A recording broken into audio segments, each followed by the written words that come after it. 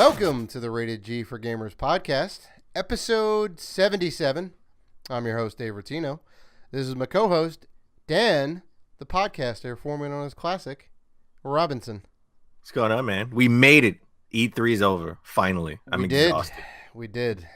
And but before we get into all the E3 stuff. Well, E3 wrap up. We're going to wrap it up with a nice little bow. Yes. Before we get into what are you playing now, which is the thing we should always start the show with and never do. Well, we always try. It's a work in progress. I think in 77 episodes, I think we actually started the show twice. Once or twice. Maybe. With what we always start the show with, we started it twice. It's it's a running gag now. It's a running gag. Yeah. Now. I have a little story to tell. It's slightly bittersweet. Okay. And it involves my pickups that I got today. You want to get straight into the pickups? I want to get straight into my story and the pickups. Yes. All right. So if we can, indulge me. Let's talk about our pickups. Okay. For the week. Go ahead. So I got a bunch of awesome PC games today. A couple of PlayStation 1 games, no big whoop. The PC Hall was the big thing.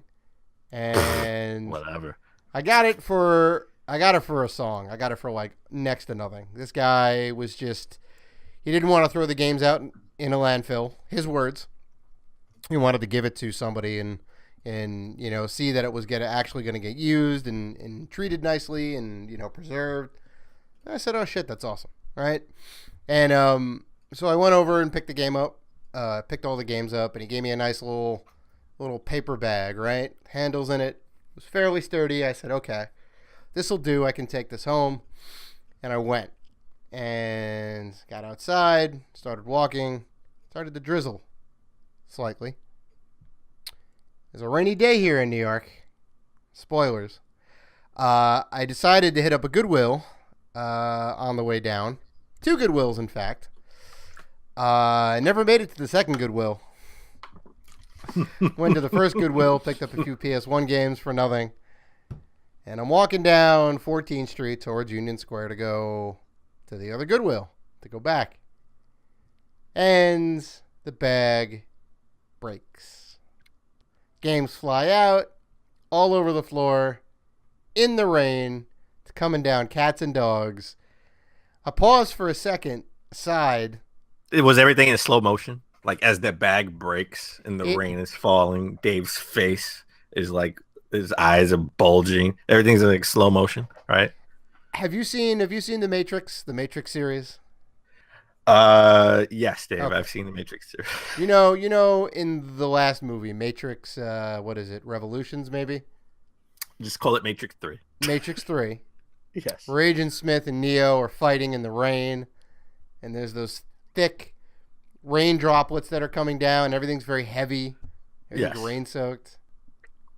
It's like that, except there's no Agent Smith. And I have a bag full of video games. Neo. I would be Neo in the game. I would be the one with all the video games. And you could be Agent Smith.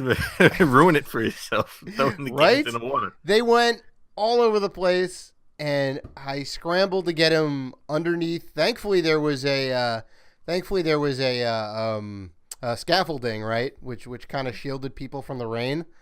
So I scuffled all the stuff up. Somebody helped me out with some of the games and poured it all over. And I started bagging it all up, and it was already too late. Everything was already waterlogged.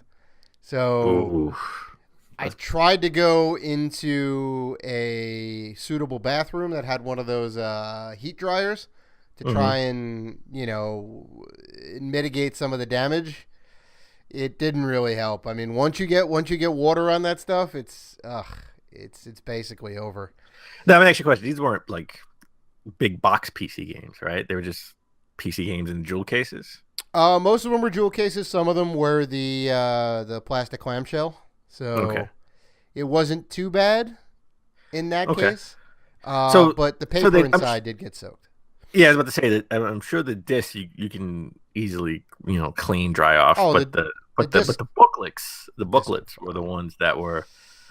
Yeah, because there was a lot of manuals with the PC games that weren't in the jewel cases. They got waterlogged. Ooh. Yeah, So I brought them all home.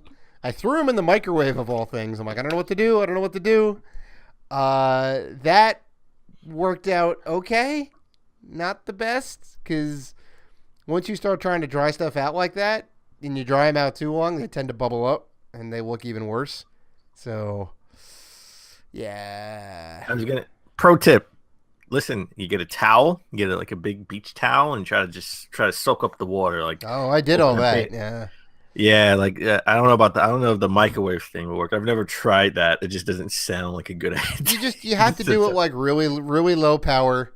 Like, it worked out better for the game manuals than it did the like the case covers, like the inside little inserts. You gonna hit it on defrost? You put it on 20-30% and let it go for like 30 seconds, 45 seconds, and Okay. Well, have you tried any of the games to see if they worked? Have you tested it? Have you actually tested it? Not yet. I mean, they're all just CDs, and CDs can get dunked in water. It's fine. As long as they're not wet when you put them in your CD-ROM drive, you'll probably be okay. So I'm not too worried about the playability of the games. But the cases are going to be used, waterlogged. If I ever try and sell them on eBay, which is definitely not gonna do that anytime soon. But yeah, gotcha. So they just, okay. They have some battle damage. I didn't really pick up anything. I mean, Arms came. Mm-hmm. I got Arms, and I got Pandemonium for Sega Saturn. Now that game, complete, because I have the complete version. I got the PAL version. So that game, if you get the American version, it's a little expensive. So it's definitely cheaper if you get the PAL version. It was actually a little expensive if you get the Japanese version too. Funny enough. And normally you wouldn't be able to play PAL games on a North American Saturn, but you have, Carl, correct me if I'm wrong, you have the memory card thing that goes in the back that allows you to play PAL games. I got the Action Link, baby. Got the Action Link. Very nice. Well, you can play any. It's pretty much region free. You can play PAL games. You can play Japanese games. Doesn't matter. Oh, that's crazy. That's crazy. All it needs is more memory for some reason. So the Saturn. The Saturn is weird like that. That's one of the reasons why I say it's one of the most underrated systems of all time. I know it's a nice feature. I know it's tough to develop for, but if you get that, it's a nice feature. Memory card, you can play any game from any region. I do have to note, out of all the games that I picked up, it's very nice to find Beyond Good and Evil for the PC in there. Oh, wow. Cool. To tie it back into E3, Beyond Good and Evil 2 is coming out sometime in the future. So that was kind of cool. That was kind of cool. 2025. I was in 2025. Yeah. In eight more years. Right. We're going to look back and we're like, yo, remember when we saw that CG demo of Beyond Good and Evil 2?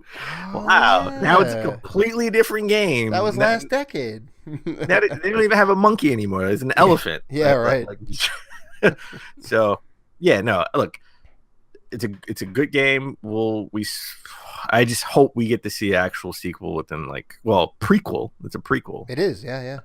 Hope we get to see it, before 2020. I don't know how far along they are on that game. I think so. I think before then should be, All right. So, as we always try to start the show and always fail to do, Dave, what have you been playing? Well, still rocking out that Tekken, and are you still playing it on hard, the hardest difficulty? Oh no, I mean I stopped doing the story mode. I started doing the treasure battles and the online battles because they finally fixed the online play, which is good. It was atrocious the first couple days. It was horrible, gotcha. And they put out a huge patch. They changed the way some of the stuff works. Apparently now you can't select your opponent. You just randomly get paired up based on your like the match settings you set beforehand, like what level of connection you'll tolerate, and there's another thing too. But yeah, then you basically just get randomly matched up with someone of around the same skill level as you, and then you just go right into it, which is kind of cool. Gotcha. So yeah, that and Wipeout Omega Collection given the PS4 some love. So, we know Dave doesn't really give love that way, but It's okay because what? Listen, it's okay. What does that even mean? What does that even mean? Are you trying to call me an Xbox fanboy in a roundabout way? Listen, look, what's the saying? If it quacks like a duck and it walks like a duck, it's not a damn mongoose. It's not quite what they say, but all right. Well, Stephen A. Smith from ESPN, he says it. He says that. I'm just saying, putting it out there. Okay. I can't play and enjoy a system that I own and play games on. That you regularly throw jabs at. I'm just saying. I'm not the one who posts up Sony sales numbers every week on the show without fail. If we were doing a podcast, spoiler alert, they may be coming later in the show. That's all I'm saying. If we were doing the show during the 360 era, you know how many times you would want to talk about the 360 sales? Get out of here, man. No, I wouldn't want to bring those numbers up. Anyway, we'll get into that later. We'll get into that later. Uh-huh. Now, let's keep it to what I'm playing. Someone who's objective, right? An objective person. That's me. Okay. Fill us in. So, I've been playing ARMS. I've been playing a good amount of ARMS. Mm-hmm. I beat you beat the sort of like the arcade mode. Mm-hmm. You go through the 10 challenges. I gotta say I like it. I really like it. It is not simple. It is really complex because you really gotta choose. You get like sets of 3 fists, right? To go with your little arms. Yeah. And you can unlock and you can unlock other special fists, but you really gotta watch which fist you use to go against which opponent, and you look at their weaknesses and strengths and see what can work and what not work. Mm-hmm. I gotta say, when you put this on medium, it's really tough. Like, it's something that you really have to like practice. You gotta get that button combination down and choose the right fist. All right. So let's get into the review roundup, because I really liked ARMS. Right. So ARMS has a Metacritic score of 77. Now, looking at all the scores, I thought it would have had higher, because IGN gave it an 80, GameSpot gave it a 70, Polygon gave it an 80, Destructo gave it a 70, but now it goes up. Game Informer gave it an 83, Games Radar gave it a 90, Nintendo Life gave it a 90, Hardcore Gamer gave it a 90, and then weirdly enough, US Gamer gave it a 60, and Video Gamer of all publications gave it a 50. It's the scores are just like all over the place. I thought this would have scored higher in Metacritic. Mm-hmm. I liked it. I thought it was pretty good. If I had to give it a score, which we don't really give scores on here, I would have given it a solid 8. Mm-hmm. I would give it an 80. I would get 80. Sure. What are the negatives that they're saying about this? Is it a little too shallow on the single player side? Did the definitely gameplay mechanics... Definitely shallow. I mean, so I like the option of choosing the fist and seeing the special fist. A lot of people didn't like that. They are calling it shallow. I think I saw something about kind of soulless. I didn't see that. I thought it was interesting. I thought all the characters sort of had their own personality. Mm-hmm. There's no voice acting in this game. Right. So I think it could have used that, and maybe the sequel would get that. It would get a little voice acting in it. Yeah, Nintendo's very big on not putting voices to their characters. Yeah. Beyond the little Mario Wahoos and whatever else and the Link's Hayas, they're usually pretty mute. No, as you fight, you sort of gain currency, right? The more you win, you get currency, and you can use that currency to buy more fists, unlock, and they have like little mini games in the middle too, where your opponent's on the other side. Your opponent's pretty much on the other side of the level, and like you have these rackets that come up, and you gotta like punch your way through all these targets and try to hit your opponent. And the more you do, the more you level up, right? Oh, neat. So I think it's not a simple game. It's the single player is much to be desired. I think this game is really meant to be like a multiplayer game. I played a couple of online matches. I'm 5-0 because I'm the man. I mean, well, technically, all right. Technically, you suck at single player, but you managed to win 5 online matches. I'll give that to you. Listen. Let's just call it out. Listen, when I in ARMS, when I play another human being, technically I'm 6-0 because I beat Dave handily, right? I beat you easily when we went to the Nintendo Showcase. You can take that victory. That's perfectly fine. I'll let you have that. Dave. That's okay. I'll let you have that. In the game that wasn't even complete yet, that we were playing in the Nintendo Switch preview 6-week tour thing. I'll give you that one. That's fine. You can have it. Listen, you can have it. Dave was all about ARMS, and then when he played me, I put him to bed, and then he was like, I'm not gonna buy ARMS. It's not that good. I haven't bought ARMS yet. But no. I mean, I'm definitely gonna get the game. You got to get it so we can play multiplayer games. Yeah, no, of course. We can do that. We can do that regardless, but we'd have to be head to head in the same machine. Yeah. Well, so I want to play more. Mm-hmm. I haven't really played a lot of the multiplayer. I've only played combined with playing you at the preview event, and then I did like 2 matches on the beta. Mm-hmm. The ARMS beta that came out a couple of weeks ago, and I played 3 matches online recently. So I want to play a little bit more of this. But so far, I would say I would give it an 8 if I had to. I really like the game. That's fair. I want to go back pretty much the level as far as the difficulty level goes from like a 1 to a 10. So I've already beaten it sort of like on a 3. So now I want to, my next challenge is to sort of I can see if I can beat it like on a 5 or a 6. So I've been Switch heavy. No, have not picked up Zelda. I haven't picked it back up. I know. You got to beat that game, man. It's not that difficult. I will beat it. It's not that difficult. I will beat it. I will. Well, you know what? It's not even about beating it. It's I keep wanting to explore. That I lose track of where I am. I lose track of where I am in the game. It's like, where am I?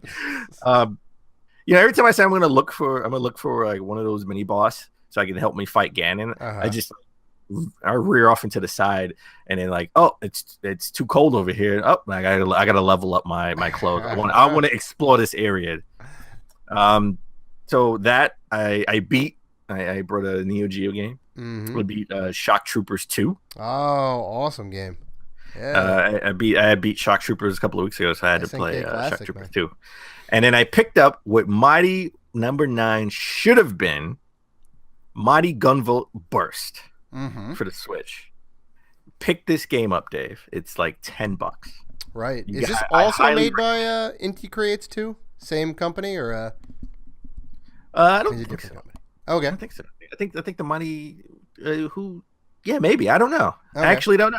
Actually, I remember, I think we talked about this game coming out like a few months ago, and I totally forgot about it. And then I was flipping through YouTube, and I saw someone give it a review, and I was like, oh, wait, this game is out. And I literally bought this maybe 2 hours before we started recording.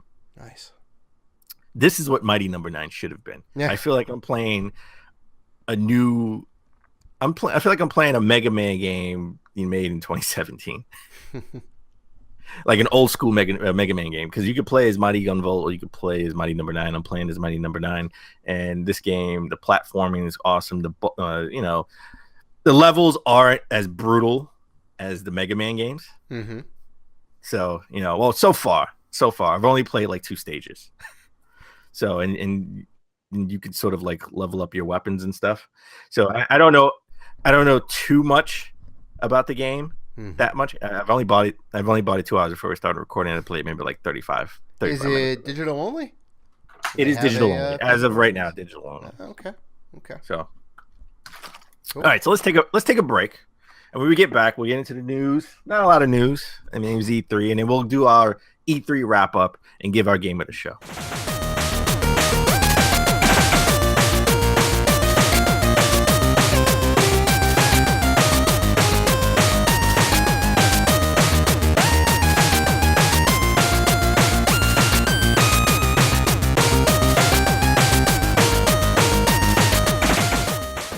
All right, and we're back. All right, let's get into a little bit of news. Not a lot of news came out sort of during the E3 week, like after the conferences were done, right? Because everything happens during E3, right? That's they drop all the big news. Yeah, well, you know what? I mean, what E3 is from like Saturday night to Thursday, but like Wednesday on a Thursday is more, show floor stuff. Yeah. Show floor. You're playing games and stuff. Not a lot of news comes out, but we did get one big thing that this kind of went under the radar because it sort of was teased right before E3. Yeah. We making a new Atari. We made get a new Atari console, home console. I had to do a double take on this. Not an NES classic for Atari. Not one of those Atari plug and plays. Mm-hmm. A new modern Atari console. That's what I thought it was going to be. Was a like an NES classic, but for Atari games. Well, they sort of had teased like a new version of the Atari 2600. Right, they had that little wood finish. They had the website with the teaser video, and you saw the wood grain as it was coming in. But let's just the actual website's called like Atari Box, right? Which is kind of weird.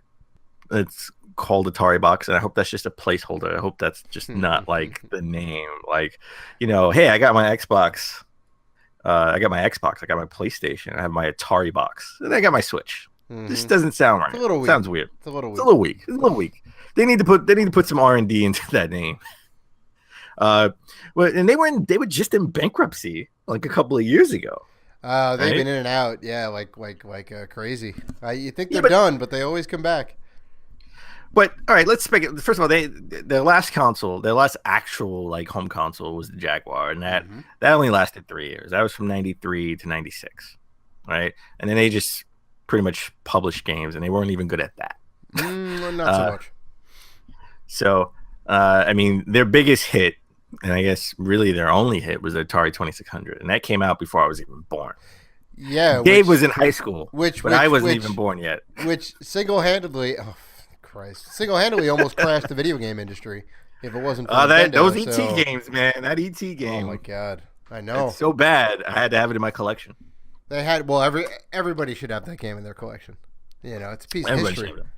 So let's play devil's advocate for a second. I thought we could do this really quick because the CEO, the new CEO of Atari did mention that they are getting back in the console business. And they are serious, and they're using pretty much PC parts, right? They're using the PC technology.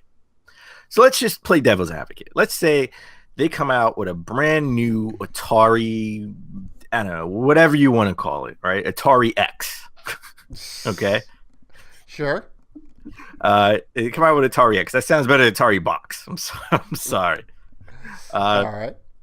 It is just as powerful as an Xbox One X or a PS4 Pro, or maybe it's not. Maybe it's as powerful as just a regular PS4, yeah, or regular Xbox One. Sure, right. All right, you know what? For this argument's sake, let's say it's like sort of like a in between, right? It's maybe not as powerful as a Pro or Xbox One X, but it's up there, right? Do you think this can work? Can they come back? We already have three major console. Okay, makers, well here's right? Can we get a fourth one? Here's what it's going to be. I can almost guarantee it's going to be this.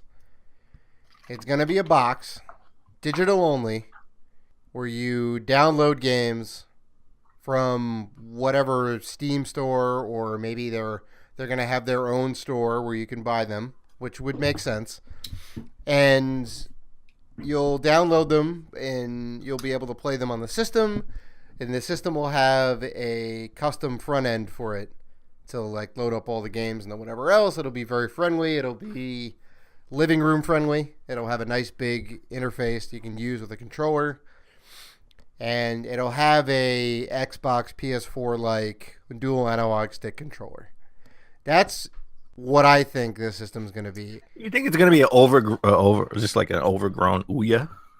Yeah, I kind of do. Like, otherwise, it's going to fail. I think that's the only way they can go personally.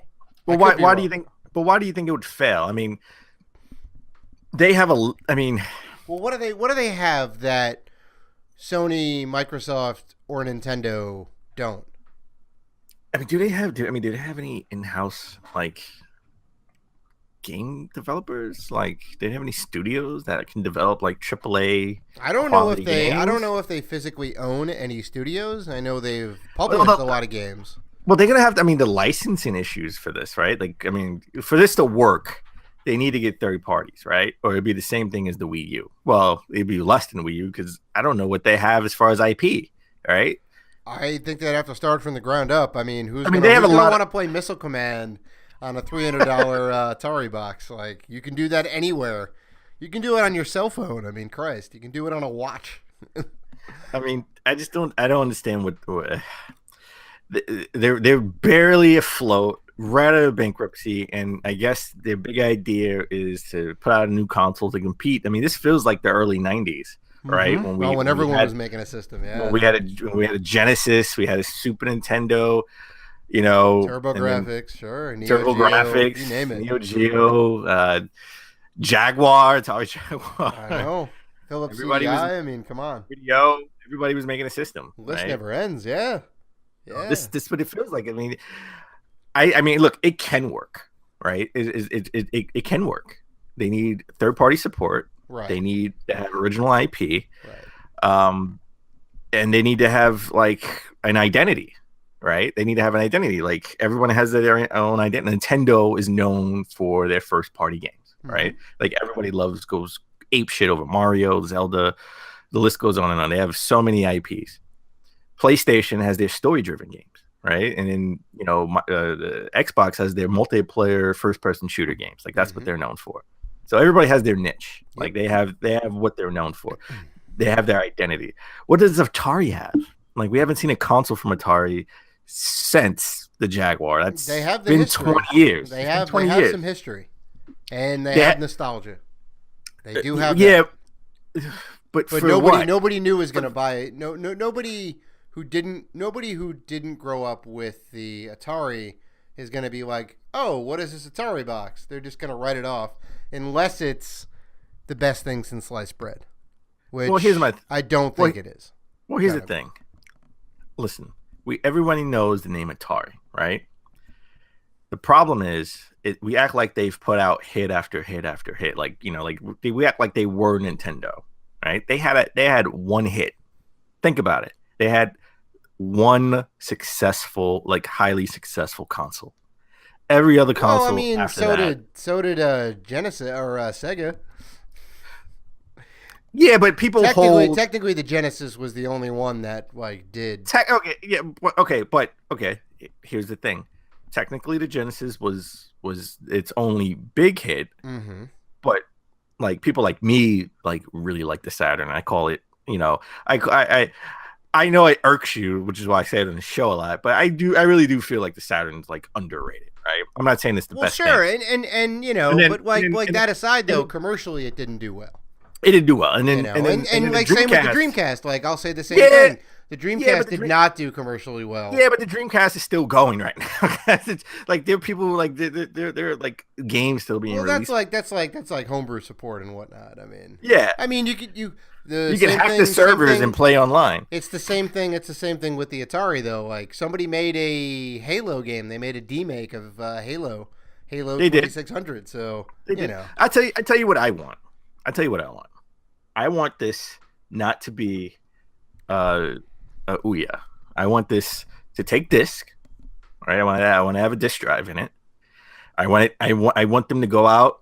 I want them to try this. I think it can work. I want them to try this. Well, anything can happen for sure. Anything can happen. I want this new. I want them to go back to the 2600 model, make it a new modern sleek box with the 2600 sort of like look for the nostalgia purposes. Sure. I want it to have a disc drive, and I also want it to have an old school in the back. I don't know where you would put it, but somewhere you need to be able to pop a cartridge in. Yeah, I want to be able to pop in my old Atari cartridges in it and upscale it to HD, HDMI. That's what I want. That's what I want. That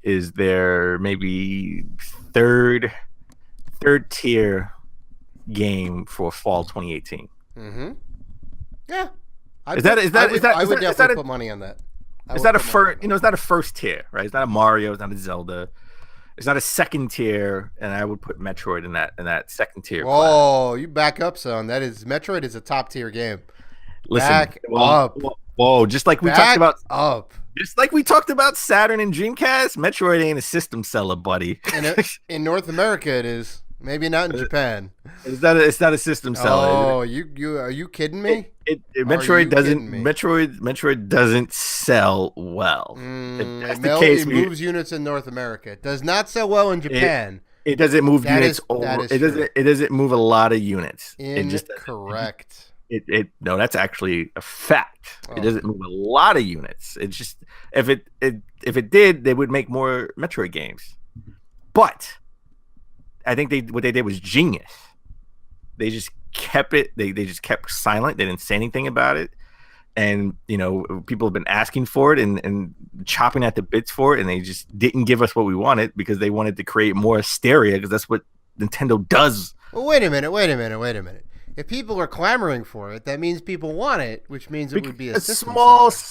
No, that's actually not true. That's a small subsection of loyal fans. It has to be big enough for Nintendo to take notice. Oh, you know what?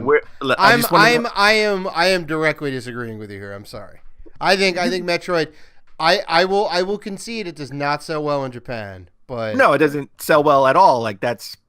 Everyone knows that. Like that's where were these fans that were clamoring for a Metroid? Where were they when Metroid Prime 2 came out? Because they didn't go out in droves to buy the GameCube. Metroid it didn't sell well. Metroid Prime 2 did sell well for the system. It didn't sell that well.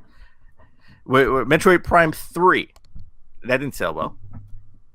I think it sold well. It also had a Wii port too, which was great. You get the Metroid Prime trilogy, which was great.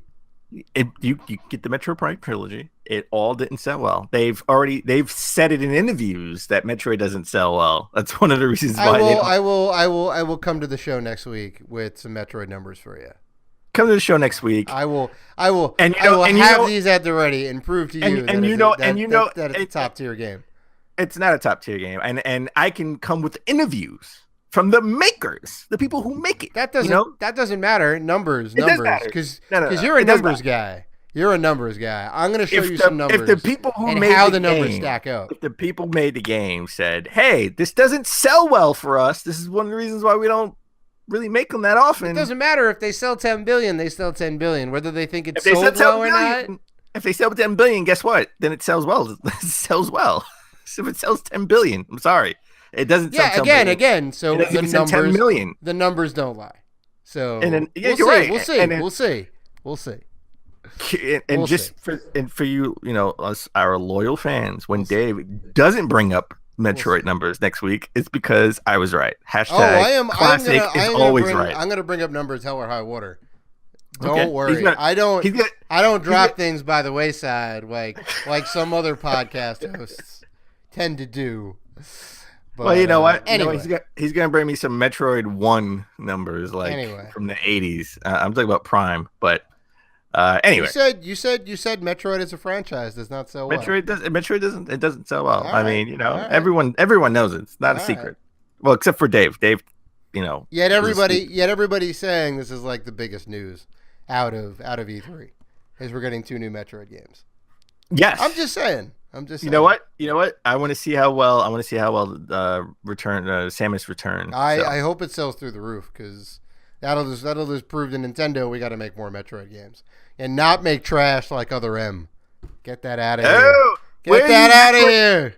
Where are you Metroid fans? You got to be buying the other M2. That's a part of the series. It's a Metroid game. No, it's not. It's a Metroid game. It's a Metroid game. Is it? It's a Metroid game. Made by Tecmo and it was trash. Doesn't matter. Well, you know what? Guess who's making Metroid Prime 4? It ain't their original developer. That's perfectly fine. They're doing it in-house. Yeah. I'm fine with that. And I think it's going to be awesome. Well, I hope it's awesome. We haven't seen any gameplay. We're just excited that it's coming. We saw that 4-second teaser and everyone's already like, new Metroid. So, all right. Let's stick with Metroid didn't come to Wii U, right? Sadly. A lot of games didn't go to Wii U. No. And we actually both liked the Wii U. We thought it was okay. So Reggie Fils-Aimé, president and CEO of Nintendo America, actually in the discussion recently, he did say that they're looking at more Wii U ports to the Switch. Boy. They're in active discussions. So I thought it'd be nice to look at some of the actually good Wii U games that they could possibly port. Okay. Now I know you have go ahead, because you have a handful of games that you think would be a good fit, or that you want to see on the Switch. So, I think Captain Toad was a phenomenal puzzle game. I think that's a no-brainer, right? Mm-hmm. I think that's coming. That's one of those ports that's going to come next year. That's going to be Captain Toad. It won't be called Captain Toad Deluxe, because they don't want to drive the deluxe name, into the ground. But it'll be like it will be sort of like a Captain Toad Wii U port with extra levels. Yeah, it's gonna be a different skins. Version, yeah. You can switch the levels. Mm-hmm. I'm waiting for that where you can just switch the levels. Yeah. Get it? So I don't know. I get it. They should have did that in Mario Kart 8 Deluxe. Mario Maker is something that's been kicking around. Everybody's been talking about, but I just don't see that game coming to the Switch. I'll be honest, because that's a game that you need a touch screen for. Like, that was made for the 3D. Like, Switch has the touch screen though. Yeah, but that means you can only play it. You can't play it docked. It's true. Play it docked. It's something you can only play when you're on the go. Well, they did say there was games that were going to be exclusive to the on the go version, right? In the not dock form. Yeah, it could be. I mean, I 100% see what you're saying. Like, you would only be able to play it half the time, but man, I'd be about that. I'll be about that too. Mm-hmm. Another reason why. Logistically, it's a little tough. Logistically, it's a little tough because another reason why, that's a game you need a stylus. The Switch doesn't come with a stylus. Yeah, you'd have to use the fat fingers for sure. Yeah, and that's just not fun mm-hmm. to, especially when you're trying to do something precise, right? Mm-hmm. And using your fingers.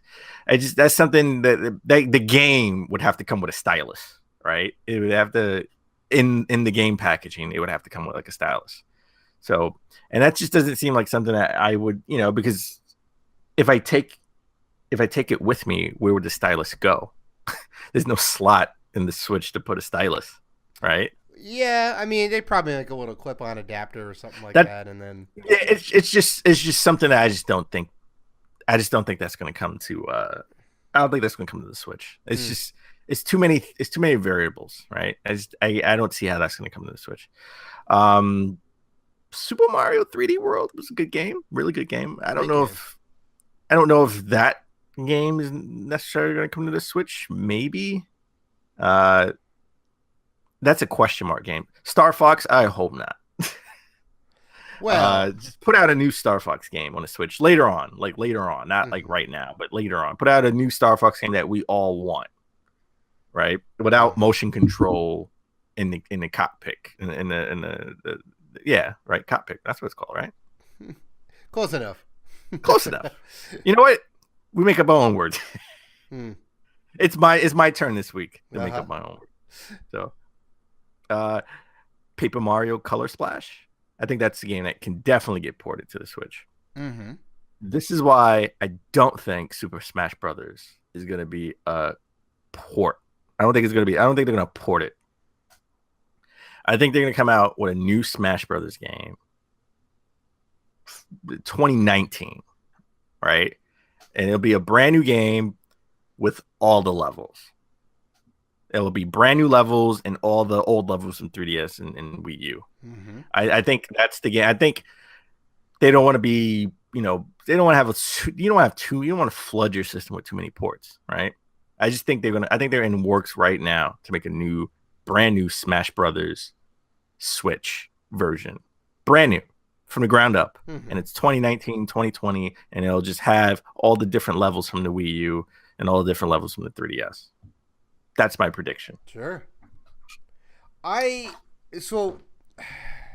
My thing is like the reason they ported Mario Kart because they didn't have the R&D or the time to make a brand new Mario Kart game, or they didn't have any ideas ready, right?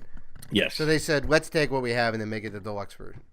Which, smart, because apparently it's selling fantastically well. The fastest selling, best selling Mario Kart game of all time. Right. And now Pokken's coming out with the deluxe version with all the characters that were supposed to be DLC on the Wii U. They just saved and said, oh, we're going to make a deluxe version. So I'm like, okay, fine. So that comes out too. And it's easy to do that, right? Because the architecture is very similar to the Wii U, I think, in some ways. So it's kind of easy to take their game and port it over. The problem is, though, like I own all these games for the Wii U already, right? So for me personally, I would say, like, just make them brand new. You can do a Smash game? Make Smash 5. Don't make Smash 4 Deluxe. You're going to make Captain Toad, make a Captain Toad sequel. That's like my whole thing about it. Now, I think you're right about the Captain Toad, though. I mean, that's a puzzle game. That's something that can, for good or worse. I think they can make. I think they can make all these games. I think they can make an easier sequel to Captain Toad than they can any of these other games.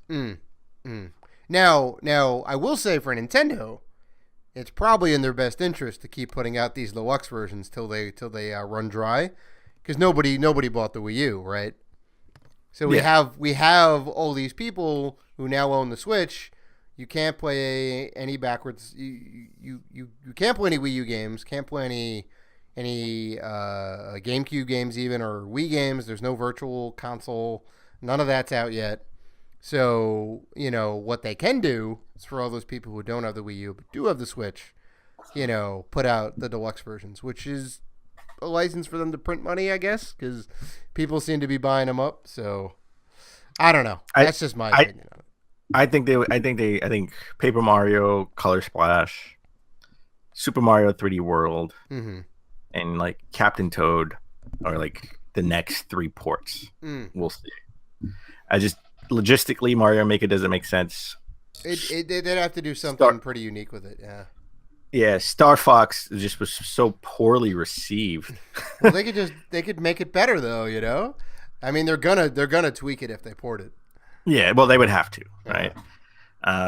And Super Smash Brothers, I think it's so big that they would just rather work on a new Super Smash Brothers game right now to put out in 2019, right? So I think they're hard at work right on that, and I think Metroid is probably next year or early 2019. So, all right. Reggie also said that they're looking to support the 3DS beyond 2018. That was a surprise because I think we both thought like they would continue support this year and maybe early next year, but that's it. Like next year was it. Right, because they have the Switch. I think they wanted to see how well the Switch was doing, and the Switch is doing phenomenally. So everyone thinks, oh, we'll just get rid of the 3DS because the Switch is also a portable system that's infinitely more powerful than this little 3DS thing. But I guess I don't know. I guess they have a lot of fans who own the system and they don't want to force them to buy a Switch now because they're going to discontinue the 3DS games. Well, remember there were talks like early on that when the Switch first came out, there were talks that they will put out a new version of 3DS. I mean, not the 2DS that's coming out, but like a brand new 3D, like another handheld, dedicated handheld to be a second tier. Because Reggie's even said they look at the Switch as like their main console. Like that's their hybrid. That's their bread and butter. That's it can be. They never say portable console or handheld console. It's a home console that you could take on the go. Right, they're very careful. Trying to make that differentiation between the two. Yeah, and then and that's more for like adults and cool kids, the cool people. Because remember, their commercials and all their clips targeting those young hipsters in their early 20s for sure. And they think of the 3DS as sort of like for the kids. So I could see this happening. And you know what? 3DS has an amazing library. Oh, so. It's fantastic. Yeah. All right. let's get into some Sony news. All right, let's talk about this juggernaut. Let's get into it. Let's talk about this juggernaut. Uh-huh. I'm gonna switch it on you. Oh, very nice. Go ahead. Make it happen. Let's get into numbers. Let's just talk about I'm a numbers guy. Here it is, folks. Here it is, folks. On the fly. Here it is, folks. It has been foretold from the heavens that Danny will bring up sales numbers for PS4. On the fly. It is written. I'm making an executive. It is written. You can do whatever you want. I'm making an executive decision. This guy right here, Mr. I'm not biased, but really biased. I'm gonna give you sales numbers for PS4 Robinson. Listen. I'm objective, and you said it earlier. I was so happy you dug that hole for yourself. You said let's talk about the numbers. The numbers don't lie. I'm a numbers guy. So you know what? I am a numbers guy. The PlayStation 4, this juggernaut of a system, Sony has officially confirmed it's 60 million sold. That's fantastic. 60 million consoles that is fantastic. 60. Well, no. Let's get specific. 60.4 million. Don't want to forget about that 0.4. What I want to know is, and not shipped. Not Xbox, right? Xbox is shipped. and they even shipped half the consoles that Sony sold. What I want to know is worldwide, baby. As of June 11th. Tell me if you have these numbers. How many of those 60.4? 60.4. 60.4 million consoles sold. How many of those are the PS4 Pro? That doesn't matter. I'm asking if you know. It doesn't matter. You don't know those numbers. They said don't know those numbers. They said 1 out of 5 is a PS4 Pro. You don't actually have the numbers though. Okay, all right. 1 out of 5 is a PS4 Pro. If it's true that it's 1 out of 5, right? Mm-hmm. I want to see how much better comparatively that the Xbox One X does versus the PS4 Pro. Good luck, buddy. That's all I got to say. Good luck, buddy. Good luck. Well, numbers won't lie. Good luck, buddy. I'm talking about percentage-wise. Percentage of total units sold. How many of those are? You know what? The X version? I'll take a Shake Shack bet. I'm curious. No bets. I'm just curious because based on we had a couple weeks ago, we had these polls, right, where they were like polling people like.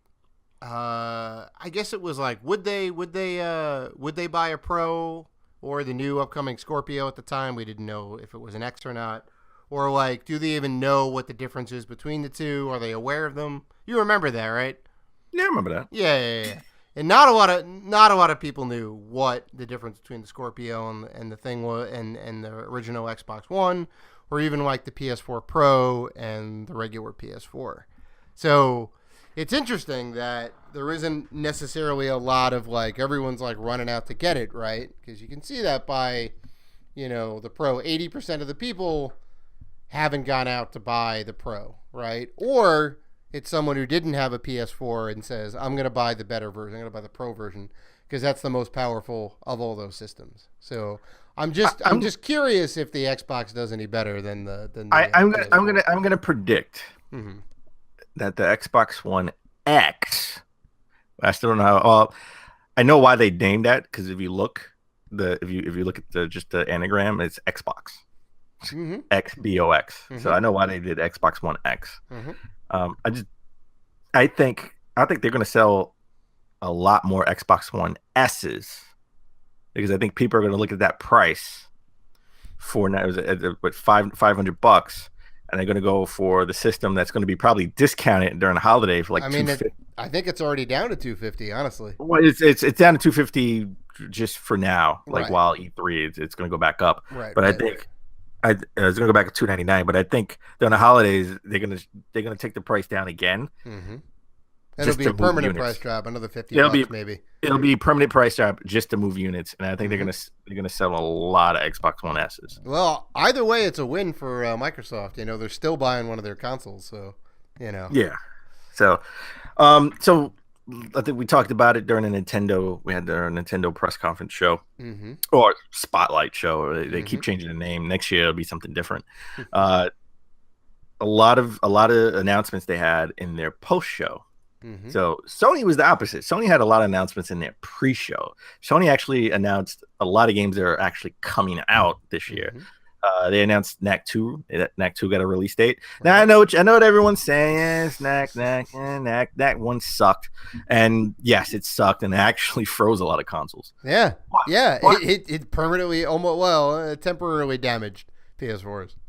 So, but from all the people that who actually previewed the game, played the game, people are saying the game is really good. Like this is getting like high regard in a lot of YouTubers, a lot of the IGN, and kind of funny.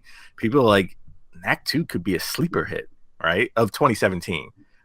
It has a release date of September 5th, and they actually dropped the price. Not a $60 game, it's a $40 game. So I think they're trying to really be competitive and have people buy this game and try it out and see that they sort of fixed everything that was wrong with the first one. Yeah.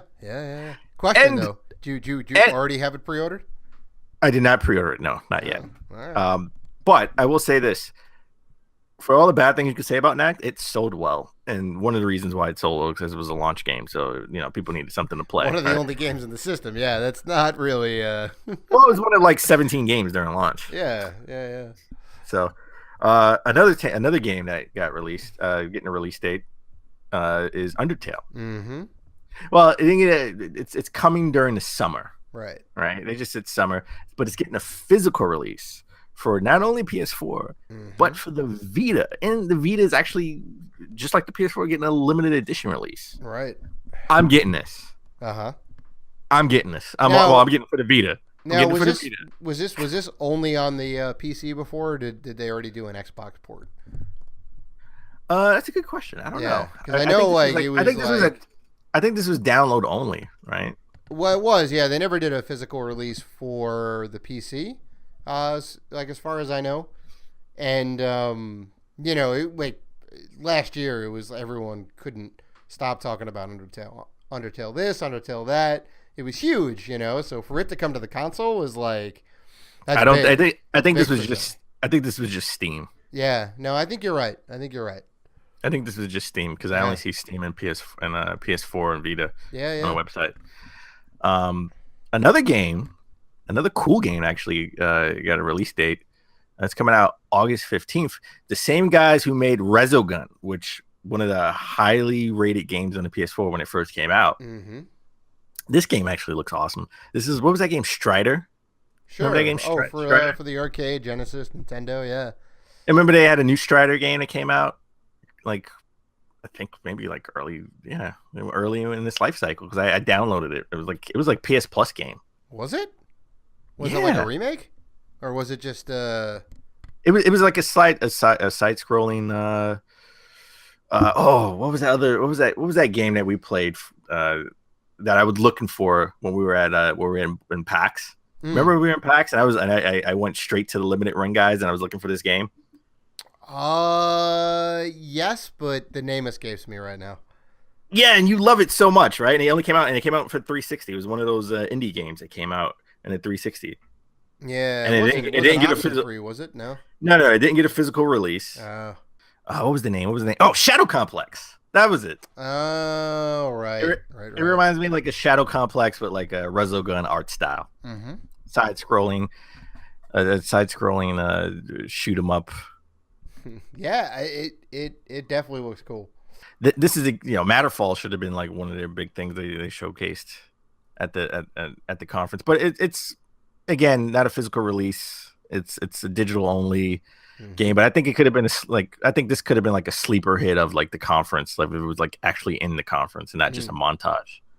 So Matterfall, that's what it is. Yeah, limited run. If you're listening, I would say this is one of the games you need to have like a physical release for, because I think this game is gonna like be like the best game of the summer. If anyone's going to do a limited run, we'll do it. Eventually. They'll do it eventually. Also, Sony sort of showcased this weird like Sony PlayLink. Mm-hmm.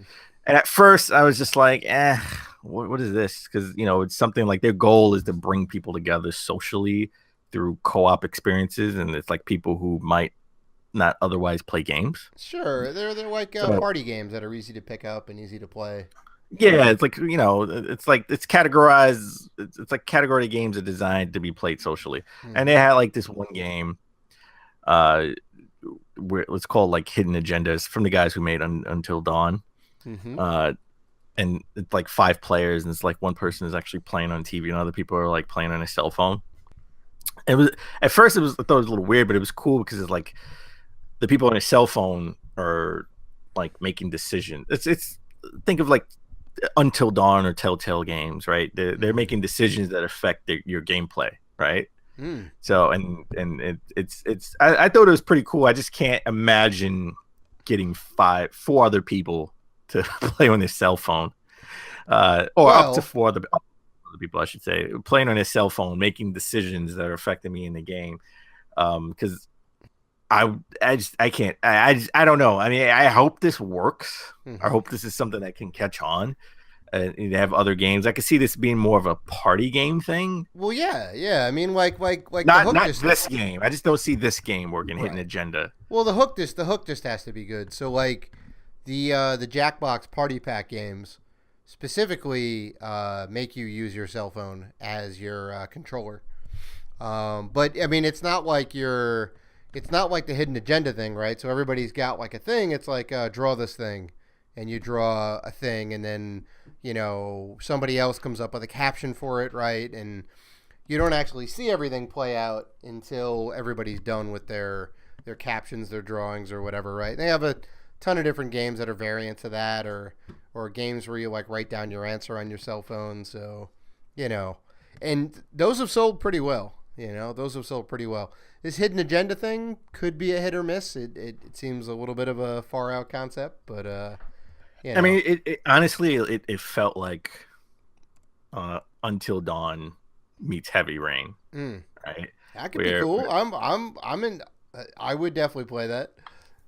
Where it's like she could be saying something, like your character could be saying something, and everyone has to figure out, is she lying? Like, no, I think she's lying. Mm-hmm. Like, I mean, it can be cool. I just can't see like other people like sitting around with their cell phone, right? I don't know, just an app you have to download. You have to download like the PlayLink app. I don't know, how are you linking all the cell phones to? Well, basically the way the Jackbox thing works, and this would probably work in a similar fashion, is you go to their website and then you just type in the room code. Oh, okay. And then that gets you into that play area, which is it's pretty ingenious, honestly. I see Sony more of saying download our app, our PlayLink app. That sounds like something like that. That's like a Sony thing, because they would want you to keep that app and bring alerts, just in case. Oh well, sure. I mean, you get that much more functionality with it because it's an app on the phone. Sure.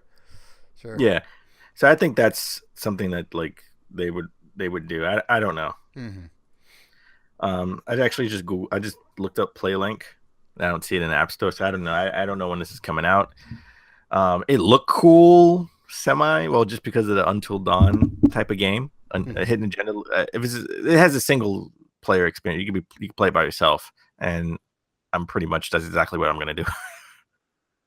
All right, so we did miss one conference. We covered all the big conferences, but we missed the PC conference. Your favorite PC.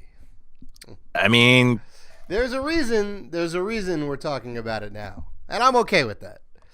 I'm okay. I think you're gonna be surprised. At what I have to say. Well, so they had a conference on Sunday or Monday? They had their conference, I think, the same day as PlayStation. Oh, so it was on that Monday then, because I think Nintendo's was Tuesday, and then they closed it out. Yeah, it was either Yeah, yeah. Nintendo's was Tuesday, so I think it was either Monday or Tuesday. Okay. Okay. That's how bad it. That's how much people look forward to the PC conference. We don't even know. Well, I mean, it's not. See, the thing of it is, like, who is the PC entity, right? Microsoft would have to run it, but it's Microsoft isn't Microsoft. It's Microsoft Windows, right? Yeah.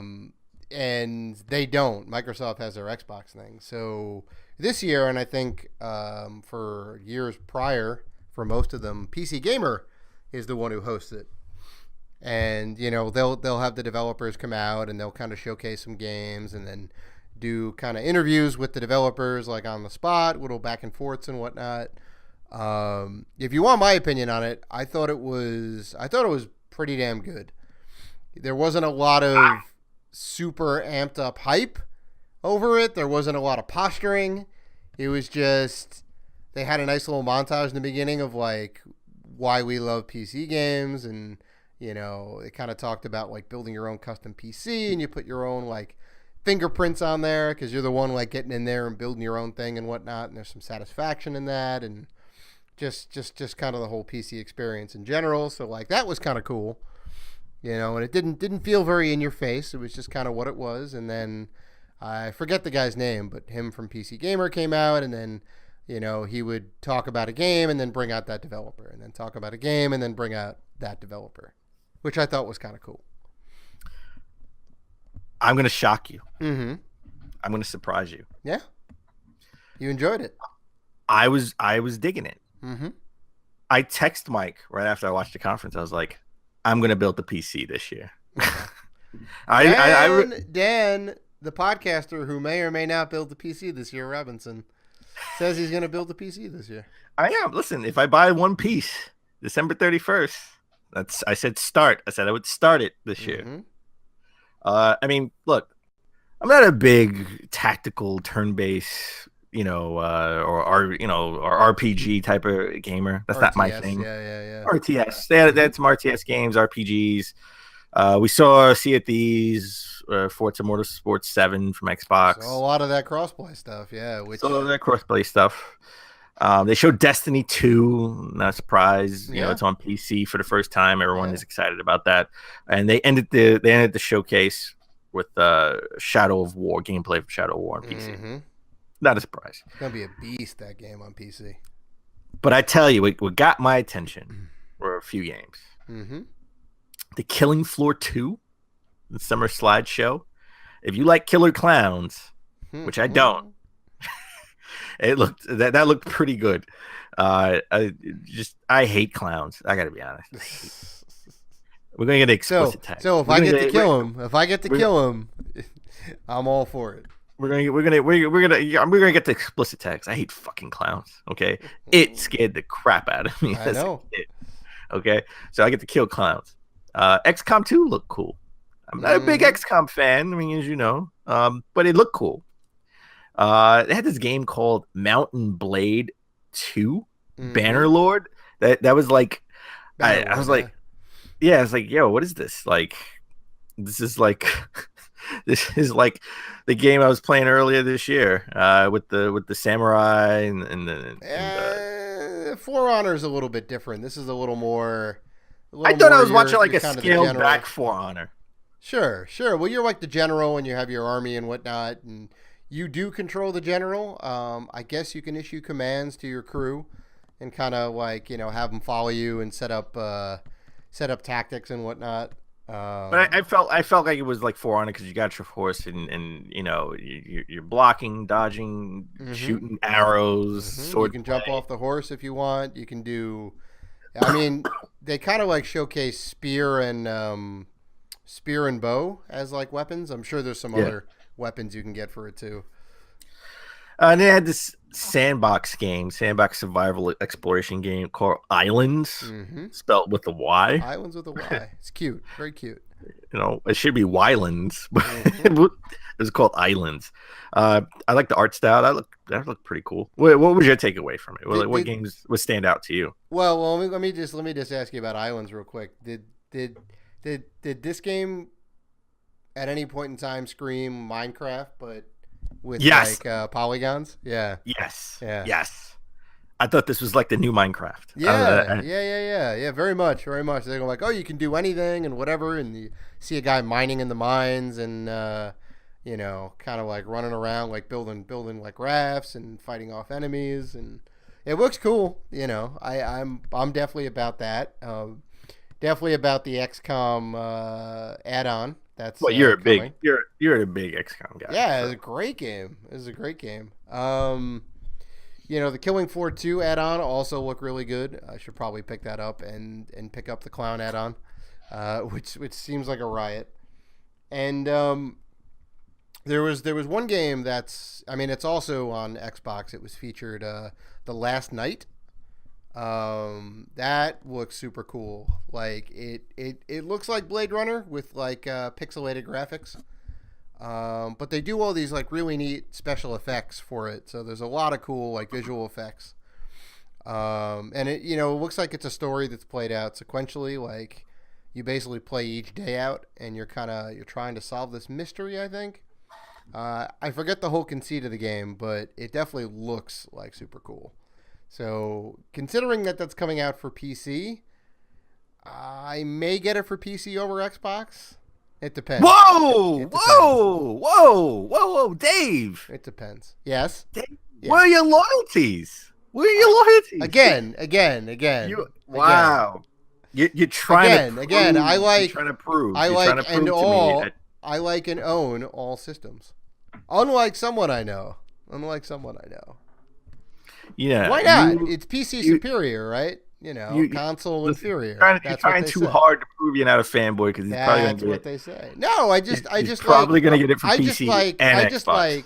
I just like, as you say, I like playing on superior hardware, which is the PC through and through. Buy it on PS4. Can't beat it. It's not superior to the PC. PC blows out of the water. Right in PS4. I'm going to have to... No. Now, on like a serious note, when Shadow of War comes out, the new Middle-earth game, I am severely going to have to upgrade my computer because I upgraded my computer and then put in Shadows of Mordor, and I had to severely tone down the graphics. Like, that game is a powerhouse. Yeah, it is nutty. So... Shadows of War, we talked about it during the Xbox and I think during the Xbox conference. That game looks great. If I can run it on PC, I'll probably get that for PC. But I mean, it was, everyone, I mean, at the show, everyone was just talking about Destiny. Mm-hmm. It was, 4K, 60 frames per second on your PC. Everyone was just talking about it. They said it felt great playing with a keyboard and mouse on PC. Mm-hmm. Like everyone's just raving about Destiny on PC finally coming to PC. Yeah. I mean, it's a good move. It's definitely. I think that was sort of like the biggest highlight of the PC conference to me. Mm-hmm. But anyway, so no Convo of the Week this week, but let's just wrap up E3 in a bow 2017, right? It's over. Let's get into our predictions. Who was wrong? Who was right? Mm-hmm. How many did Dave get wrong? Then we'll get into what we think. We'll both pick our the best conference. Yeah. The best conference. The best conference, and then the best. Also the best games in the show. Yes, we'll do. You know what? We'll come to a consensus. We'll have our top pick. We'll have a couple of honorable mentions, and I think we should only pick. Two apiece, right? Mm-hmm. Well, because I think it's a consensus what number one is. Well, sure. All right. There is only one right answer, and we'll get into that. And it's whatever answer I say it is. So I'm always right. So I have the predictions up here. We're just gonna run through these in order. Let's start with Xbox. Right. So since you went first, I believe I'll go first. Okay. You know what? I'll go first. So Scorpio. Oh well, now the Xbox One X. Mm-hmm. I said it would have an SPS, an FPS, meter on a retail release. Now I also have a little caveat. I said it would either be on the box or display on an option display on a TV. Now we know it's not going to be on a box, but we haven't. I don't know if it's going to be on a TV or not. So I will take the L Well, there was no mention. I mean, that was the whole thing. Would they mention it at E3? I could be right, but it was no mention of it. So I would take the L for that. I said they would show 3 new IP trailers. I was correct. They showed a lot of new IP trailers. 1 and 3. That's an easy one. Oh, whatever. That's an easy one. Whatever. We're going to show games at E3. Oh, you know what? I got that right. We'll get to your common sense ones. You know what? People, keep going. Keep going. People will walk on stage at the Xbox. Keep going. At the Xbox stage. People will actually walk. That's what Dave said. Keep going. I totally missed the boat on this one. They will drop the 1 from the Xbox One name. Scorpio is definitely wrong about that one. They will drop the price of the Xbox Elite controller. We don't know. They probably will, but they never mentioned it. And it also said Scorpio will have VR support. We also don't know that. That is, they would have definitely mentioned that if they were planning on having. I don't know because they had a little partnership with Oculus, and because Oculus, because of Oculus struggles and lawsuit with Bethesda, I think that's why they didn't mention it. Right. Because Oculus was, if you watched the PC conference, they did mention and show Oculus at the conference. It wasn't showcased; it was sort of like in the background. Mm-hmm. So, if you're keeping score at home, Dan is 1 for 5 right now. I'm really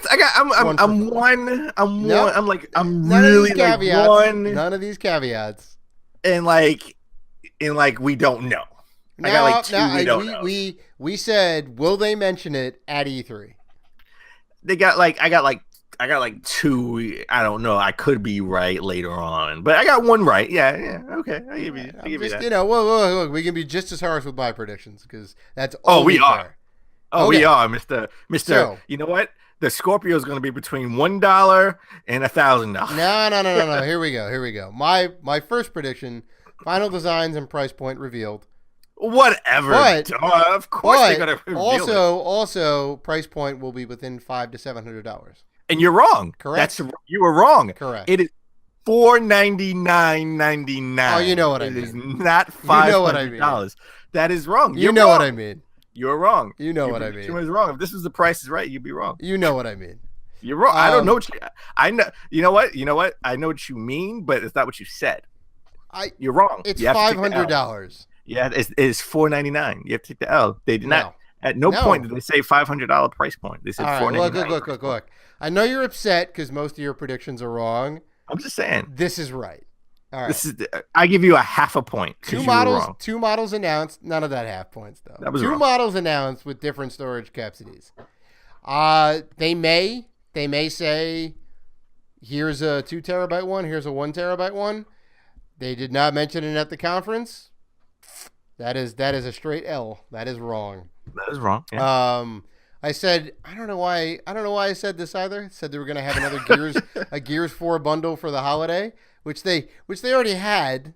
So I was wrong on last year. Yeah, there is no new Gears 4 bundle or anything like that. Microsoft will not announce anything for VR.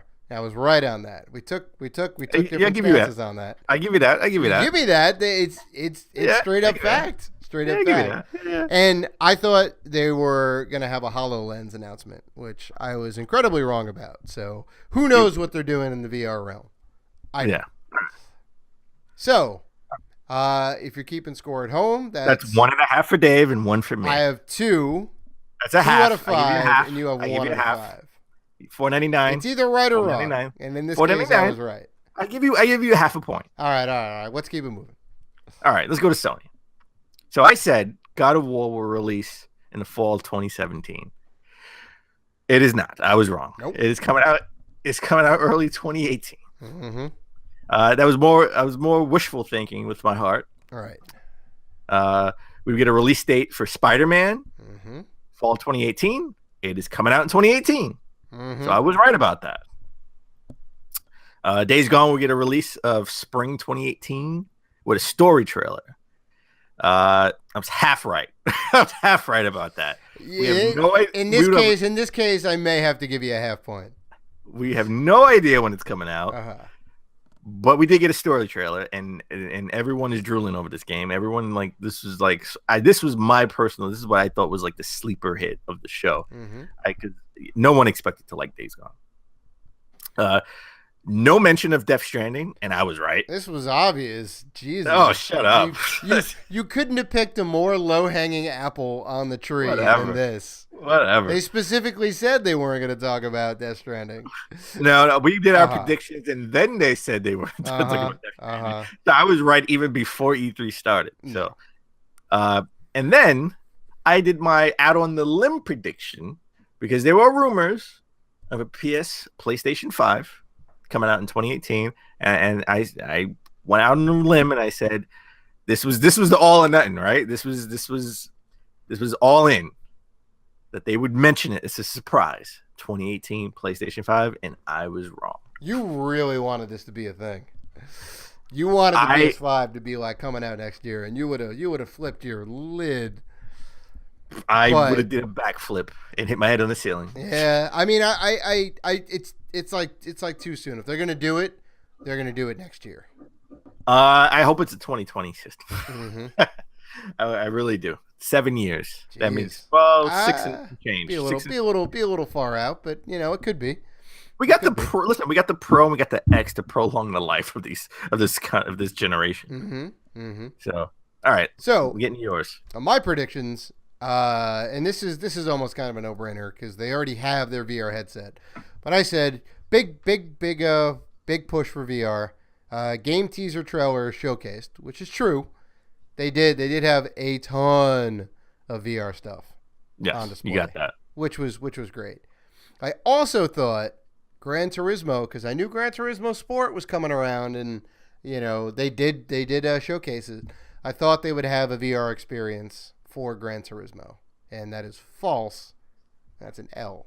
I said the PS4 Pro would have a price drop. There was no mention of that. It's also false. Sony to focus on games with story at press conference amid Phil Spencer's comments about games being about the multiplayer experience. Now, I don't know if I can accurately give this a win or a loss. So I'm gonna leave it up to you to say whether this is true or false. That this happened. I didn't even understand this prediction. Gotta be honest. I mean, you were reading with this one. The prediction is that Sony would come out and say we care about story, and here's why, and have a little montage about it.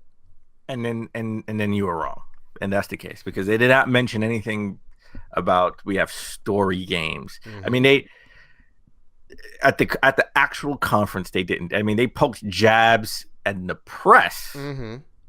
But not at the actual conference at E3. Did not do that. I would say no. Right. And then, as my far out limb prediction, the Order 1887, obviously, no. So, yeah. So okay. Keeping score at home, that is 3 out of 10 for me. And you have 2.5? No, I got 3. I got 2 right on. I got 2.5 right on Sony, and I got 1 right on Xbox. Yeah. Okay. Okay. All right. So let's get to Nintendo. I said Nintendo would showcase a new Metroid 2D game, a side scroller game, and it will be announced for the 3DS and the Switch. I sort of was half right. It definitely was announced for the 3DS. It definitely was announced for the 3DS. So, I'll take a half a point for that. Fair enough. And then we said, I also said, well, that makes 4 points altogether. I did say one big new IP will be announced. Not true. Not true. They did not have surprisingly. Not true. Any new IP? Nope. That was shocking. Just one, and I didn't think this was a limb. Nintendo's got a lot of stuff to pull from. I mean, hell, they can make an Ice Climber sequel if they wanted to. But they came out with Splatoon. That was like their big new IP, right? I thought they would just hit us with. I mean, just they have their 3 esports titles now: ARMS, Smash. Well, yeah, Arm Smash and Pokken Tournament are really the three big ones. Okay, so I said we'll get a Mario themed Switch. I still think that's true, but they did not announce it at E3. Nope, no announcement yet. I was right about this one. There was no talk of the NES Mini. Right. SNES Mini. Right. The rumors, not true. And it also Sadly, said, though, I wish they did. And well, listen, we didn't talk about this during the Nintendo conference, but because they're 20, what is their online service, right? Their new online service. Mm-hmm. I'm not even gonna go on to other price points because I don't think anybody's gonna deal with that. It's $20 for the year. Just pay the $20 for the year, right? You get to keep all the games. Well, you get to keep playing all the games as long as you have the service. As long as you have the service. Mm-hmm. And I think that's what they originally said, though. Like, that's what they originally said. That they announced, yeah. They backtracked on that, right. And I think they said, you know what, we can keep making a lot more money. We don't need any more SNES Minis or NES Minis. We can make more money this way by them buying it on our console and paying us $20 a month, and we could probably add more features and then raise the price to $30 a month. I mean, a year. Mm-hmm. So I think that's why they did that. And then lastly, I was wrong about this. I figured we would get a Zelda themed Joy-Con, and they really didn't focus on hardware at all. It was pretty much all games. Yeah, which I definitely think was the right move. Yeah. So you're 1 out of 5 in Nintendo here. 1 out of 5. Mm-hmm. Right off the bat. Well, 1.5. So right now I'm at 5 altogether. Metroid 2 for 3DS is half a point. Half a point here. And then no talk of the SNES Mini. Oh, fair enough. 1.5. So, all right, 1.5. I came out the gate swinging. New Metroid Prime game. I wanted it to happen. I felt it was going to happen. I said Metroid Prime game or Pokemon. I figured one of those franchises. I gotta give you a half a point. And no. I tell you why. You said we would get a new Metroid style game or Pokemon game in 2018. They did not mention a release date. They just said in development. They said in development. I gotta give you that. I gotta go on your words. But they announced both. They announced both that no year. They announced both a Metroid game and a Pokemon game. No year. But I got 2 of those games. It doesn't matter. The caveat is you said in 2018. All right. I get a half a point there. You get 0 points for the FPS meter. I got 0 points. Okay, fine. All right, fine. Well, I had 0 and you points get anyway. 0 points for the VR support thing. They did not mention it. I took 0 points for that. I know. Yeah. Okay.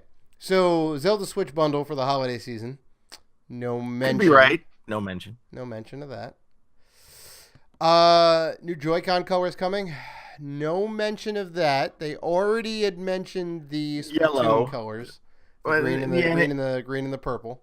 And they already mentioned the yellow for the arms. Mm-hmm. Mm-hmm. Mario Odyssey Amiibo announced. That I thought you were going to get. Yeah, and I did.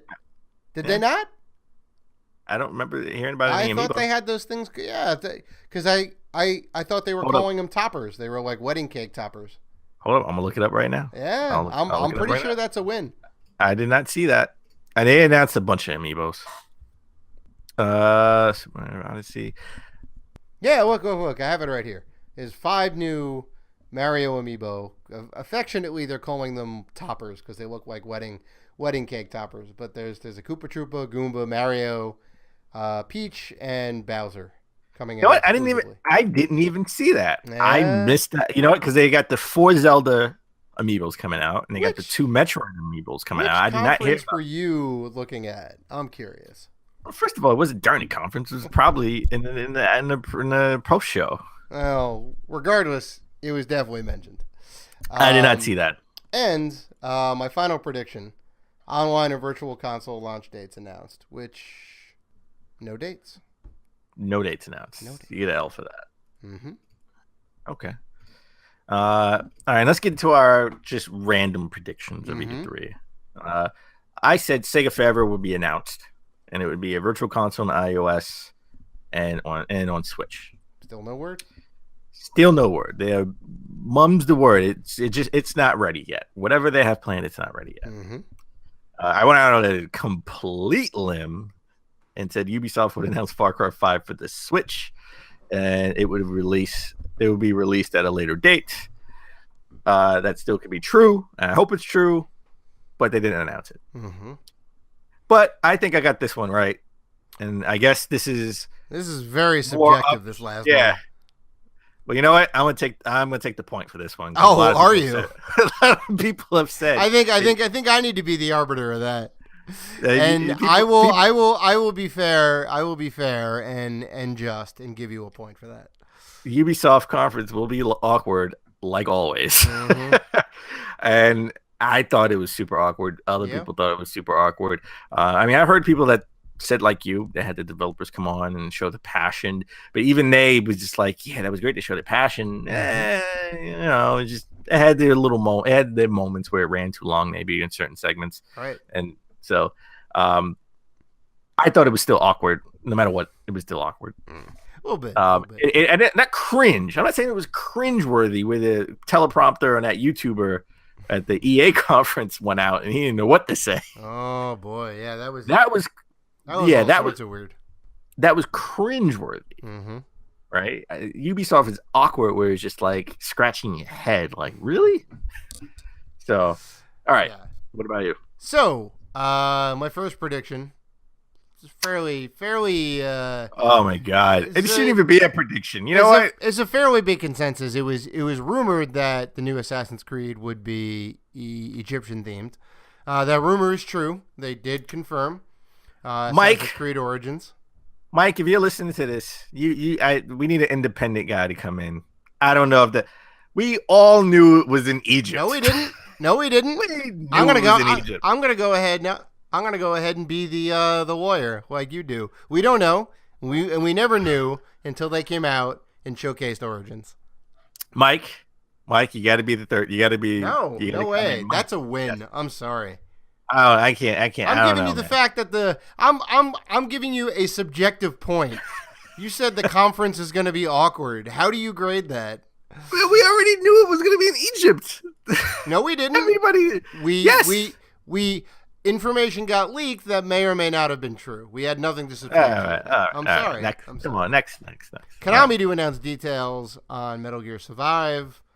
Will people care? Question mark. That's a question, not a prediction. I don't believe. Well, no. I mean, the second thing was no. I mean, I thought there would be more details on it. I don't think that happened. I didn't see anything about Metal Gear Survive. Mm-hmm. Does anybody care? I don't think so. Well, that is 100% true. I'm just taking a look real quick if any new details came out about that. It was they were there. Well, they sure. were there. I know they were there. I've seen people talked about actually not just seeing a trailer on TV, but I think they had a demo. Well, then that counts. Then that's a win. They didn't more. Did they announce more details? There was no announcements. They had the demo. You said announce. You didn't say play demo. That's not an announcement. You show a demo with new gameplay features. You've announced new features. We haven't announced any features. No, announcing new features is announcing. You should look up the definition of announce. They did. They gave detail. Here's a whole booth. We have a whole thing. You can play this short little demo. They had demos of Metal Gear Survive at other conventions. This wasn't the first. I don't know about that.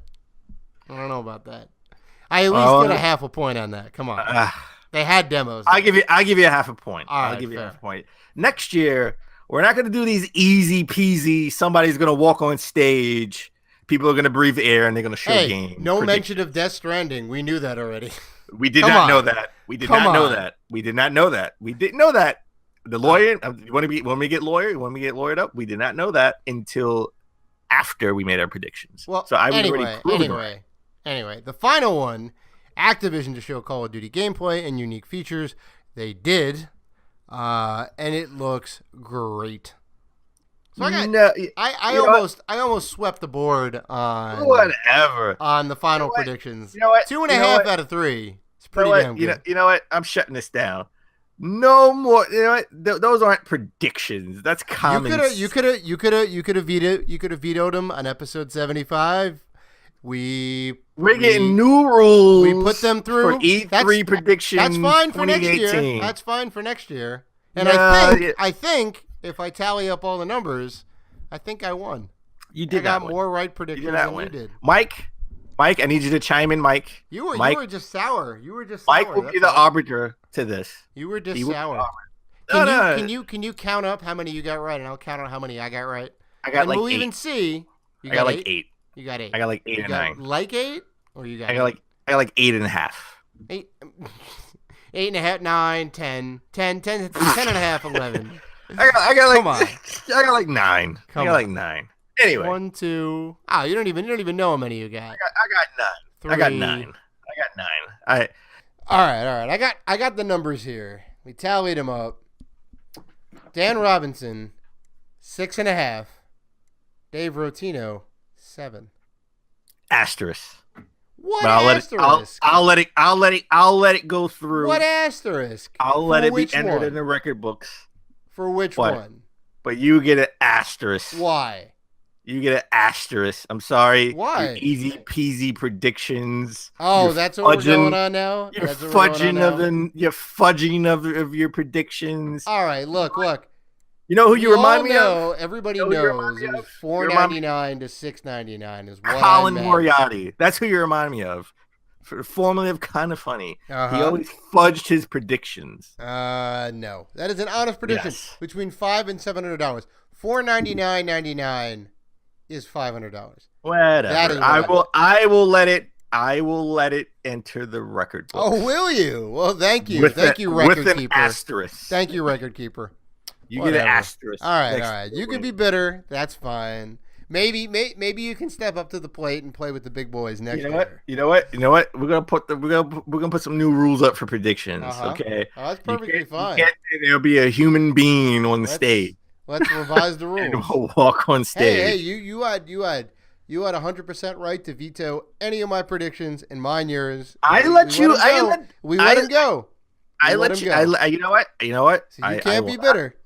I will. It's my fault. That's why I'm putting an asterisk, because I should have said no. You need to come up with some real man predictions. Hey, you got a lot of powder puff predictions too. I gave you one powder puff. But other than that, I got some real strong predictions that I was wrong on.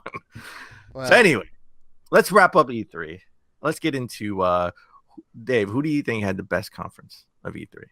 No surprise. I already know what you're going to say. Oh, we're going right with the number one spot? Number one spot. Well, unless do you want to like rank them in order? No, I think we just did the top spot. And I'm just going to get it right out of the way. Microsoft had the best conference. I mean, they came out swinging. They announced a brand new car. It's the first time anyone's ever done that on the E3 stage or at any gaming conference. Well, actually, no. They brought a car from the ceiling. Remember 2 E3s ago? So no, the car thing. But they didn't announce it. They didn't announce the car. It is a brand new unveiling of a brand new car. Never been done before. I'm glad this was the auto show and not been done before. I'm glad this was an auto show and not a game process. Sony didn't do it. Sony can't take claim for that. Nintendo and if they did it.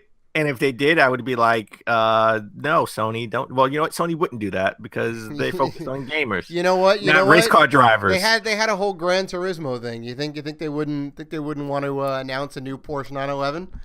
Microsoft got to do that. And they also have 42 games coming out. I think between the end of this year and Q1 of next year up until like March.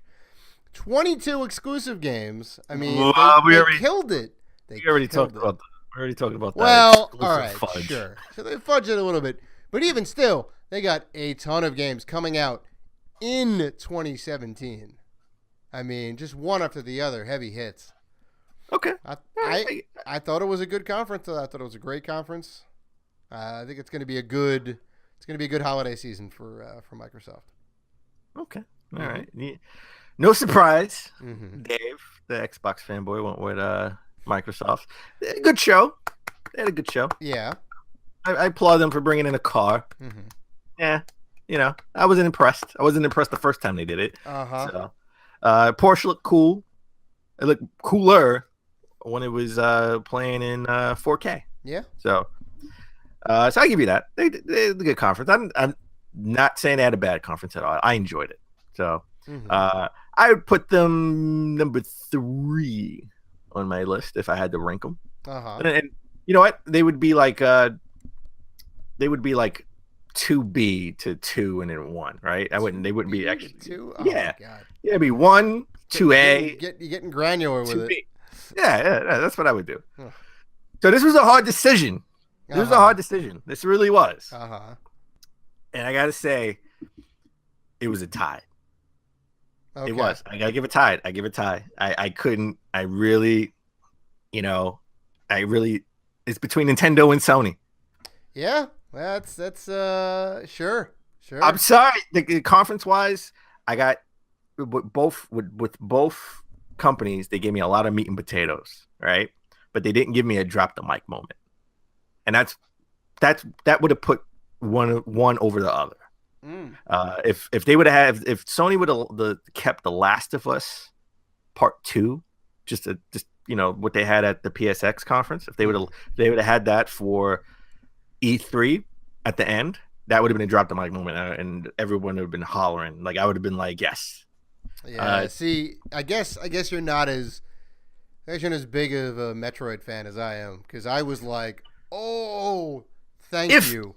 If they would have showed, here's the thing. They said in development, right? Sure. And that was purely to create hype. Oh, yeah. No, 100%. They had nothing else, right? They had no new IP. We had ports, and then I guarantee you the announcement of Pokemon's in development, right? A Pokemon game. Like that was. Well, that wasn't at the conference itself, though. I think that was mentioned in the Treehouse. No, it was in the conference. No, it was in the conference. It was. Oh, okay. Yeah. Yes, when they just shot to the creative Pokemon like on the laptop. Oh, that's right. Hey, yeah, that's right. Yeah. So that was just negative reaction from the Pokemon Direct that came like a week prior. Right. So they didn't have any drop the mic. If they would have had actual gameplay, or maybe just even like a CGI, just something, right? Not just the 4. If they would have had something, that would have been the drop the mic moment, and I would have put them over the top. Sure. Right. I don't know. Like they gave me a lot of meat and potatoes, no dessert. That's how I put it. That's the way I'm putting it. Sony came out with a bunch of games, a lot of games. And I think Days Gone was like the sleeper hit of the show, because no one was expecting Days Gone to be like they thought it was a mindless zombie game. Yeah. Yeah, exactly. Right? It's like, oh, another zombie game, great. And they had some good gameplay. Yeah. So we got God of War looked cool, sure. We got games.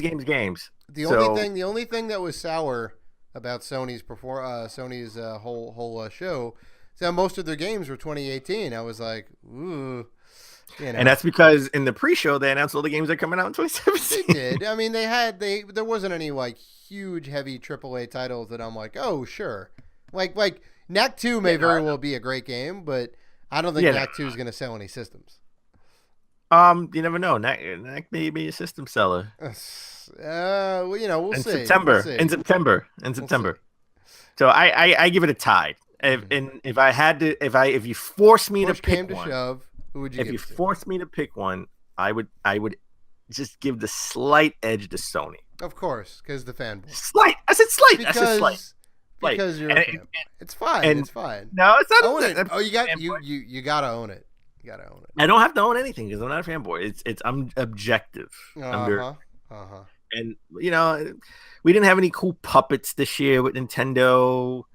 I didn't think the actual direct was anything special. Like the way they, just the way they portrayed the direct. I didn't think it was anything like to brag about, right?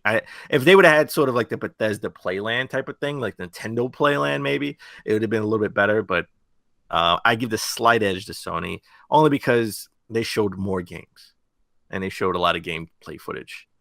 Really only saw a lot of Mario, which was great, but that was it.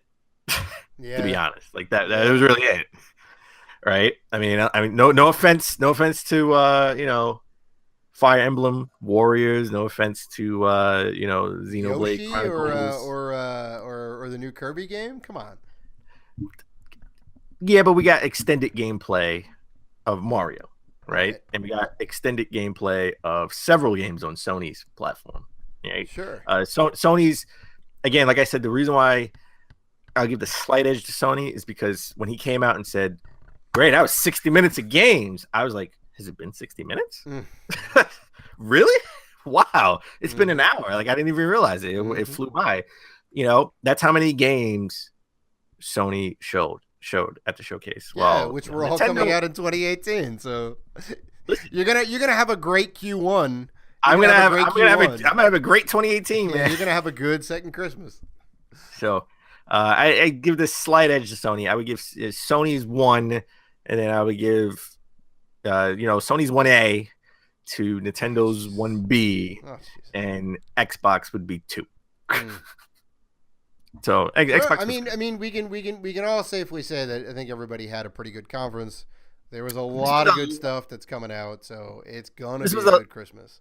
I would say this was a lackluster E3 as a whole compared to like last year, but really?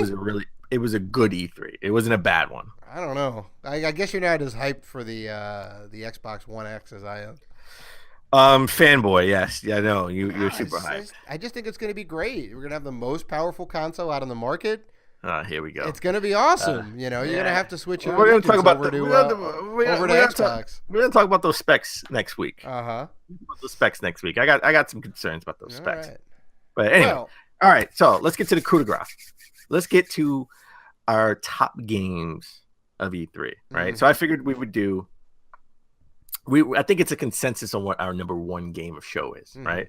So I figured we'll pick, we'll go 2 apiece, right? I'll pick. We'll count from bottom up. I'll do my 3, 2, and 2 honorable mentions. You'll do the same, and then we'll go number 1. Yeah, let's do it. So do you want to go first? Sure, I'll go first. So as I had mentioned on the Microsoft show and on this show, the Last Night, fantastic. That your number 3? That would be my number 3. So my number 2 pick, Shadow of War, game look fantastic. Ooh. Updated Nemesis system. I mean, yeah, you can't beat it. And then for my 2 honorable mentions, Assassin's Creed Origins. That game looks super fantastic. And just as a side note, if we get you in, they couldn't come up with another name other than Origins, right? It's the beginning of the Templars, though. It makes sense. Or not of the Templars, beginning of the Assassins. Can't they come up with something better with the same meaning, right? Like Origins, I thought was a cop out. Like that's. I don't know. I think it's a perfectly fine name. I mean, you know how many Origin games we have? Like they couldn't just come up with Assassin's I don't know how Creed many the Origin beginning. games do we have. I don't think we have that many Origin games. You can come up with Assassin's Creed the beginning or something. Come up with a new word, right? That's also weak. That's even weaker. I I would definitely veto that if I was on the board of Ubisoft. Assassin's Creed beginning, right? Beginnings. I don't know, but yeah. So there's that, and the Metroid Returns is my other runner-up. Samus Returns, and I'm putting that in there because it's essentially just a remake of Metroid 2. Yes, and we now know Nintendo's ulterior motives for crushing the another Metroid 2 remake because they were already in production on their Metroid 2 remake. Yeah, there we go. So that is true. I didn't think about that. That's awesome. All right, so let me get to mine. Mine, I gotta say, my number 3. This is really hard. I had to, I was going back and forth. I gotta say, I really, really, really, I moved it up. I got it. It's Uncharted Lost Legacy. We saw some extended gameplay footage of that, and they had like the montage at the end. That really got me hyped for this game. Like sure. I was really like psyched for this game. Like well, I'm a huge Uncharted fan, and this is more Uncharted with like the two dynamic with the two women, right? And it's not like they're buddies, right? It's not like Nathan Drake and Sully. Like we got a little bit of like the bickering that they have with one another, right? It's like you betrayed me. Yeah, well, now I need your help. yeah. I mean that does look kind of cool. I'm pretty hyped to play it. So and they're in India, somewhere different, right? So that was awesome. My number 2, and I gotta say this was hard, but I gotta say Spider-Man because I think this is just this is Batman with a Spider-Man skin, and I think it's awesome because it's finally we get a Spider-Man game that we can actually enjoy, like and play. I don't think it's super open. I don't think it's a real open world. I think it's like an open world with different missions, maybe.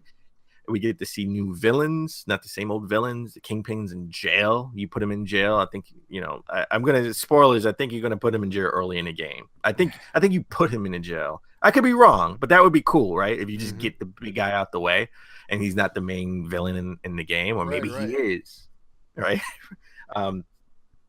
So we finally got to see gameplay of that. That was awesome. My 2 honorable mentions were also tough. I shifted them around and I kept changing my mind. But I gotta say, I'm gonna give one. I'm gonna give some love to Xbox. Oh, Crackdown 3. Sure, Terry Crews. Terry Crews is great in everything. He made me want to play that game like now. Yeah, that I saw sort of like extended gameplay footage with Samoa Joe and Austin Creed from WWE. And they just seemed like they were having a ton of fun. And, they were just like, it may not look the best. It may not be the best aesthetic, but the game is just like super fun. Right. And then my next honorable mention goes, I'm gonna give some love to an indie game, A Way Out.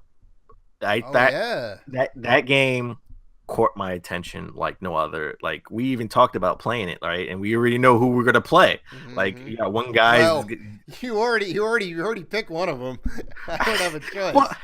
Well, come on. I mean that fits our personality. Like one guy's trying to pay off the guard, and the other guy's gonna beat up the guard. Right. I'll do all the stealth stuff and sneak up behind him, and you'll come out guns a-blazing. Yeah, when you go out and try to sneak up behind people and try to sneak stuff in and out, and if it doesn't work, I'll just come in guns blazing. Like they even said in one aspect when you actually escape the prison, because the prison isn't end all be all. That's like the beginning of the game. Yeah. There's a whole outside world. You have to you got to rob a bank because you need. You got to rob a store, a gas station, or something because you need money, but you only have one gun. So who gets the gun, right?